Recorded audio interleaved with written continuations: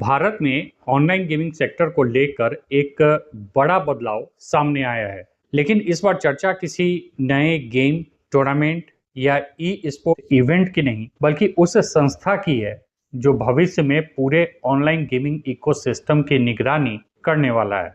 Online gaming authority of India अब live हो चुकी है। हालांकि दिलचस्प बात यह है कि OGAI की फिलहाल कोई अलग सार्वजनिक वेबसाइट दिखाई नहीं दे रही है। इसके सभी आधिकारिक दस्तावेज और आवेदन फॉर्म सीधे इलेक्ट्रॉनिक्स और सूचना प्रौद्योगिकी मंत्रालय यानी कि मेटी के वेबसाइट पर जारी किए गए हैं। इससे एक साफ संकेत मिलता है कि OGAI एक स्वतंत्र रेगुलेटर के बजाय मेटी के अधीन एक अटैच्ड ऑफिस के रूप में काम करने जा रहा है। फिलहाल तो यही लग रहा है। अब यहाँ सबसे बड़ा सवाल यह उठता है कि आखिर सरकार ने OGAI को एक पूरी तरह स्वतंत्र रेगुलेटरी संस्था के रूप में स्थापित करने के बजाय मेटी के अधीन एक अटैच्ड ऑफिस के रूप में क्यों रखा? तो इसके पीछे कई संभावित कारण हो सकते हैं। पहला, ऑनलाइन गेमिंग अभी भारत में एक नया और तेजी से विकसित होने वाला क्षेत्र है, इसलिए सरकार शुरुआत में इस पर सीधे मंत्रालय के माध्यम से नियंत्रण और निगरानी बनाए रखना चाहती है। दूसरा कारण हो सकता है कि एक स्वतंत्र रेगुलेटरी संस्था बनाने के लिए अलग प्रशासनिक ढांचा, बजट, कर्मचारियों और कानूनी व्यवस्थाओं की आवश्यकता होती है, जिसमें काफी समय लग जाता है। और तीसरा संभावित कारण हो सकता है कि ऑनलाइन गेमिंग का संबंध डिजिटल प्लेटफॉर्म, इंटरनेट, डेटा सुरक्षा और IT नियमों से जुड़ा हुआ है, जिसकी जिम्मेदारी पहले से ही मेटी के पास है। ऐसे में सरकार ने संभवतः शुरुआती चरण में OGAI को मंत्रालय के भीतर रखकर रेगुलेशन की प्रक्रिया को तेज और अधिक प्रभावी बनाने का फैसला किया है। हालांकि भविष्य में यदि गेमिंग उद्योग का आकार और महत्व बढ़ता है तो OGAI को एक स्वतंत्र रेगुलेटरी संस्था का भी दर्जा देने पर विचार किया जा सकता है। फिलहाल इतना है कि OGAI के सभी प्रमुख दस्तावेज और गतिविधियां सीधे मेटी के माध्यम से संचालित होती दिखाई दे रही हैं।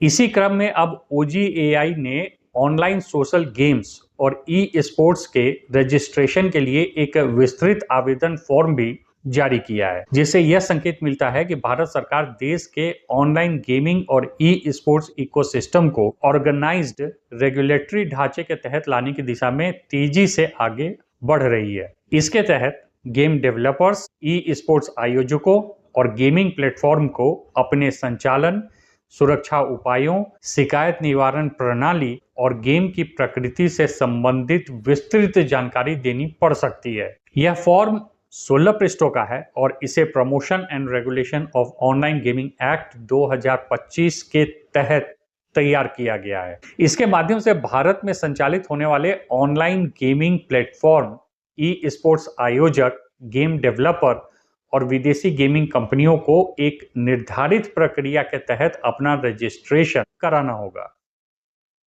जारी दस्तावेजों के अनुसार आवेदन प्रक्रिया को 3 प्रमुख भागों में विभाजित किया गया है। पहला भाग भारत में स्थित कंपनियों, व्यक्तियों और संस्थाओं के लिए है। दूसरा भाग विदेशी आवेदकों के लिए है और तीसरा भाग किसी ऑनलाइन सोशल गेम या ई स्पोर्ट्स गेम के रजिस्ट्रेशन से संबंधित है। प्राधिकरण ने स्पष्ट किया है कि सभी अनिवार्य जानकारी देना आवश्यक होगा और गलत या अधूरी जानकारी देने पर आवेदन बिना किसी पूर्व सूचना के खारिज किया जा सकता है। भारतीय आवेदकों के लिए company, LLP, partnership firm, proprietorship, society और व्यक्तिगत आवेदन जैसी विभिन्न श्रेणियां निर्धारित की गई हैं। आवेदन के दौरान संबंधित संस्थाओं को अपने रजिस्ट्रेशन दस्तावेज, पैन, GST और अन्य पहचान संबंधी दस्तावेज प्रस्तुत करने होंगे। वहीं व्यक्तिगत आवेदकों को आधार कार्ड, पासपोर्ट, ड्राइविंग लाइसेंस या अन्य मान्य पहचान पत्रों की जानकारी देनी होगी। विदेशी कंपनियों और विदेशी नागरिकों के लिए भी अलग रजिस्ट्रेशन व्यवस्था बनाई गई है। विदेशी कंपनियों को अपने देश में जारी कंपनी रजिस्ट्रेशन दस्तावेज और रजिस्ट्रेशन नंबर जैसी जानकारी उपलब्ध करानी होगी। विदेशी नागरिकों को पासपोर्ट, राष्ट्रीय पहचान पत्र या अन्य स्वीकृत पहचान दस्तावेज भी जमा कराने होंगे। पूरे दस्तावेज का सबसे महत्वपूर्ण हिस्सा गेम रजिस्ट्रेशन से संबंधित है। इसमें गेम्स प्रोवाइडर को यह स्पष्ट करना होगा कि उनका आवेदन केवल डिटर्मिनेशन के लिए है या रजिस्ट्रेशन के लिए। दस्तावेज के अनुसार कुछ विशेष परिस्थितियों में सरकार या प्राधिकरण किसी गेम के डिटर्मिनेशन या रजिस्ट्रेशन की मांग कर सकता है। बहरहाल इस दस्तावेज के माध्यम से OGAI ने ऑनलाइन सोशल गेम्स और ई स्पोर्ट्स के बीच स्पष्ट अंतर भी बताया है। ई स्पोर्ट्स के रूप में रजिस्ट्रेशन के लिए यह आवश्यक होगा कि खेल का परिणाम खिलाड़ियों के कौशल, रणनीति, मानसिक क्षमता या शारीरिक दक्षता पर आधारित हो। साथ ही ई स्पोर्ट्स में किसी भी प्रकार की सट्टेबाजी, दाव या जुए की अनुमति नहीं होगी। दस्तावेज में स्पष्ट रूप से कहा गया है कि ई स्पोर्ट्स प्रतियोगिताओं में केवल भागीदारी शुल्क या प्रशासनिक खर्चों के लिए शुल्क लिया जा सकता है तथा प्रदर्शन आधारित पुरस्कार राशि दी जा सकती है। आवेदन फॉर्म में गेम की श्रेणी और प्रकृति के बारे में भी विस्तृत जानकारी मांगी गई है। गेम डेवलपर्स को यह बताना होगा कि उनका game FPS, TPS, MOBA, RPG, battle royal, sports simulation, puzzle, racing, strategy, sandbox या अन्य किस श्रेणी में आता है।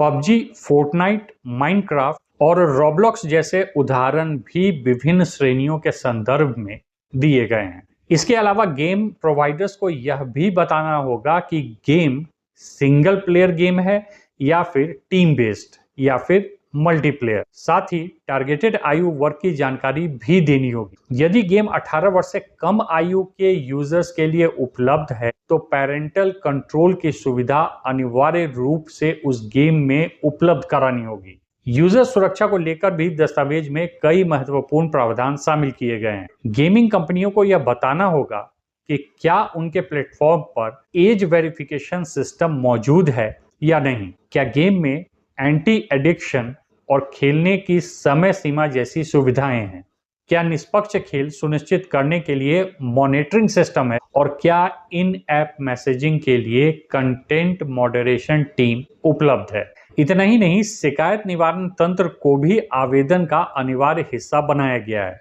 गेमिंग कंपनियों को यह घोषित करना होगा कि उनके पास शिकायत दर्ज करने की व्यवस्था है या नहीं। यदि व्यवस्था है तो शिकायत अधिकारी का नाम, पद, ईमेल और फोन नंबर भी उपलब्ध कराना होगा। साथ ही यह भी बताना होगा कि शिकायत दर्ज करने के लिए वेब इंटरफेस, इन ऐप सेक्शन या कोई अन्य माध्यम उपलब्ध है या नहीं। राजस्व मॉडल के संबंध में भी विस्तृत जानकारी मांगी गई है।